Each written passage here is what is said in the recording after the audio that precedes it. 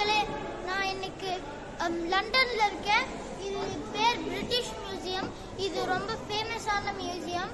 நான் இப்போதான் ஏசியா சைட்லாம் போயிட்டு இப்போ பிரிட்டன் சைடில் வந்திருக்கேன். நீங்களே பாருங்க நான் இங்கே என்னென்ன இருக்குதுன்னு.